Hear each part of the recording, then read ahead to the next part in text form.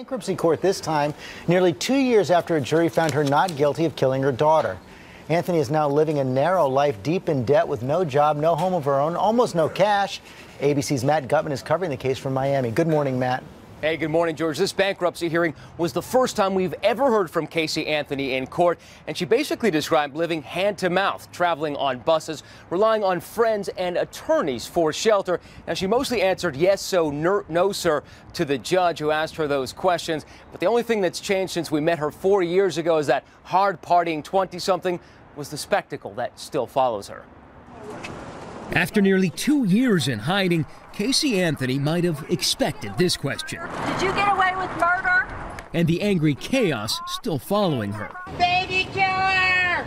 This moment Monday, her very first public appearance since July 5th, 2011, the day a jury acquitted her of murdering her 2-year-old daughter, Caylee.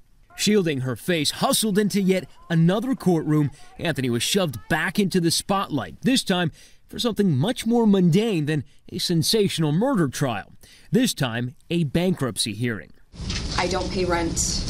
I don't pay utilities, so I guess you could say that I'm living for free or off the kindness of the people that I'm staying with. The 26-year-old says she's now unemployed, has less than $500 in cash to her name, doesn't have a car, and relies on unknown benefactors for shelter. These items, again, they're unsolicited things that come from people that I don't personally know. She filed for bankruptcy in January, declaring just $1,000 in assets and almost $800,000 in liabilities, including a $500,000 owed to her former defense attorney, Jose Baez.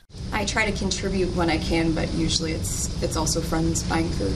Another creditor, Zenaida Gonzalez, the woman currently suing Anthony for defamation after Anthony told police a babysitter with Gonzalez's same name kidnapped Caylee. It's one of the reasons Anthony has been living under the radar. So this is my first video diary. This YouTube video of her leaked just over a year ago, the first glimpse of her in deep hiding. As for the mountain of money she and many others thought might follow her acquittal, those book deals, the movies, she said, never materialized.